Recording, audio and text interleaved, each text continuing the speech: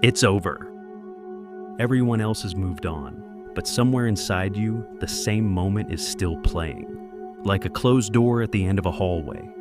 And even though you know it will not open, you keep walking back to try the handle one more time. Maybe it was a conversation, a choice, a mistake, a message you sent, a message you never got, something someone said, something someone did not say, or one small moment that should have passed quietly, but somehow became the place your mind keeps returning to.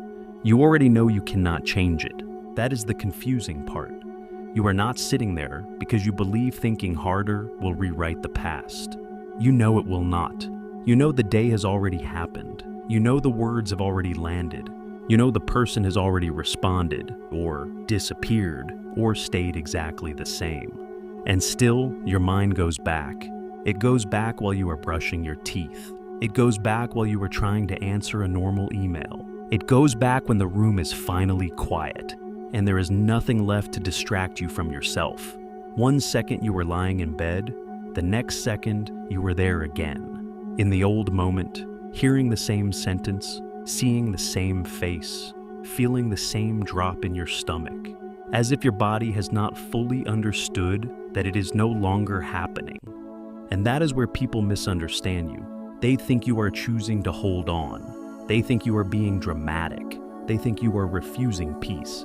They say, you have to let it go, as if letting go is a small decision you forgot to make, as if there is a switch somewhere inside you, and for some reason, you keep choosing not to touch it. But that is not what this feels like from the inside. From the inside, it feels more like your mind has left someone standing at the door, a quiet part of you, still waiting for one final piece of information, a reason, an apology, a cleaner ending, a different version of yourself, walking into that moment and doing it better. Something that would let the whole thing click shut. The mind has a hard time dropping what it cannot finish. And some experiences do not end cleanly. They end in confusion. They end in silence.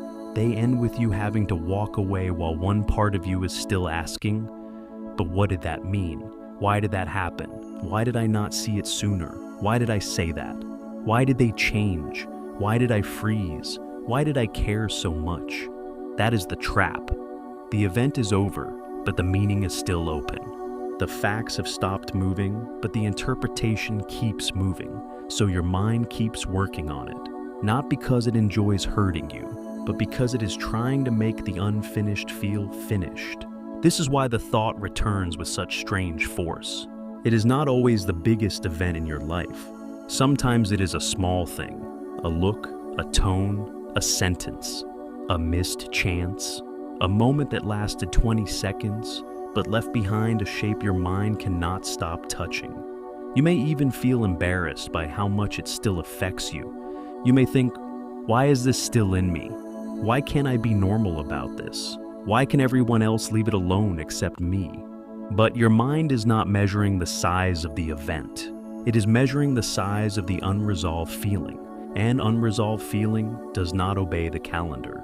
It does not care that 3 weeks have passed, or 3 months, or 3 years. It cares that something inside you never got to complete the movement.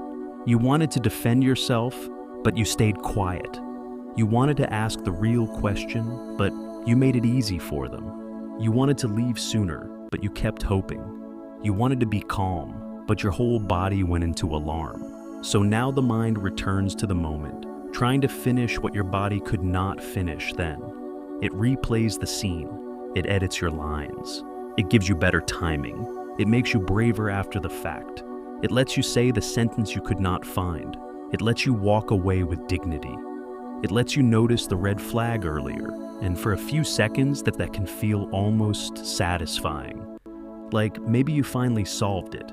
Then the relief fades, because the mind can create a better version in imagination, but the body still knows the original version is the one that happened.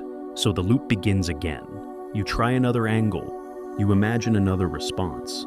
You wonder whether you misunderstood. You wonder whether they did. You wonder what would have happened if one detail had gone differently. Each version gives the mind just enough movement to keep going, but never enough resolution to stop. This is why just stop thinking about it does not work. The thought is not the real hook. The hook is the feeling underneath the thought, the feeling that something was left open, the feeling that you are still waiting at a place that no longer exists, the feeling that if you stop returning, you are agreeing that nothing more will ever come from it. And that can feel unbearable, because sometimes acceptance does not feel peaceful at first. Sometimes acceptance feels like standing in front of a closed door and admitting no one is coming to explain it better. No one is coming to redo the moment. No hidden sentence is going to appear and make the whole thing finally make sense. So the mind keeps the hallway lit. It keeps the old scene available. It says, maybe we should look once more. Maybe there is something we missed. Maybe if we understand it completely, it will stop hurting. And there is tenderness in that. A painful tenderness, but tenderness still. Some part of you is trying to protect you from the shock of finality. It is trying to make sure you never feel that powerless again. It is trying to turn pain into preparation. But there is a point where preparation becomes another form of punishment. You are no longer learning from the moment. You are living near it. You are carrying it into rooms where it does not belong. You are half listening to people who are actually in front of you, because part of you is still listening to someone who is not. You are trying to sleep in the present, while your nervous system keeps checking the past. And maybe the most exhausting part is that you can see yourself doing it. You can hear the loop starting. You can feel the familiar pull. You can tell yourself, we already thought about this. We already went through it. We already know there is nothing to change. And still, the mind says, one more time. Just one more time. That one more time is not proof that you are weak. It is proof that some part of you is still looking for safety and understanding. You are trying to make the pain behave. You are trying to find the point where things became what they became. Because if you can locate it, maybe you can believe you will never miss it again. But the past does not always give that kind of clean answer. Sometimes there is no single point. Sometimes people do not explain themselves. Sometimes you did the best you could with the information you had. Sometimes the version of you in that moment was scared, tired, hopeful, attached, overwhelmed, or simply human. And human beings do not always respond like the calm version they imagine later. This is where the loop begins to soften. Not when you force yourself to stop caring, not when you shame yourself into silence, but when you understand what the mind has been trying to do. It has been standing guard over an unfinished feeling. It has been saying, something happened here. Please do not walk past it too quickly. Please do not pretend it did not matter. Please do not leave me alone with it. And maybe that part of you does not need another replay. Maybe it needs to be acknowledged, quietly, honestly, without making the past bigger than it was, and without pretending it was nothing. You can say, yes, that hurt. Yes, that confused me. Yes, I wish I had handled it differently. Yes, I wanted more from them. Yes, I wanted a cleaner ending. And yes, it is still over. That last line is hard. It is still over. Not resolved in the way you wanted. Not explained in the way your mind kept requesting. Not repaired, not made fair, but over.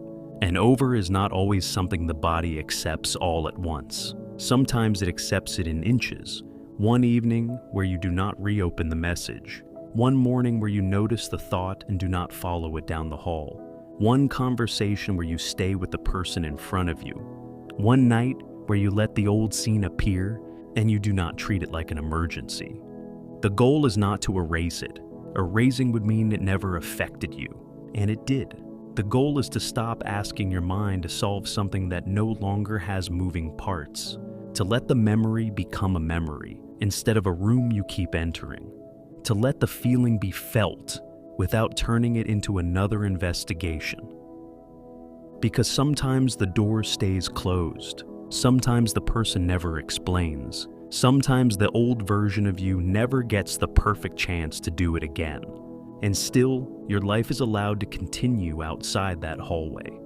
Your body is allowed to come back to this room. Your attention is allowed to return to the day in front of you. Your peace is allowed to exist without the past, agreeing to it first.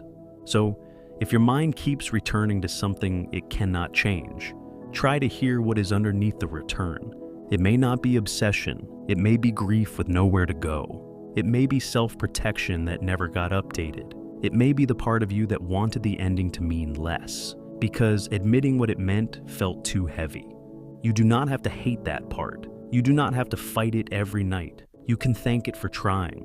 You can let it know that you understand why it stayed there. And then, slowly, you can begin to lead it away from the door. Not because the past finally changed, but because you no longer have to stand guard over what cannot open. Perhaps the change you were searching for was never outside of you. Perhaps it was always waiting for this moment of stillness. So for now, stop pushing, stop chasing, and simply remain here, because something within you already knows the way.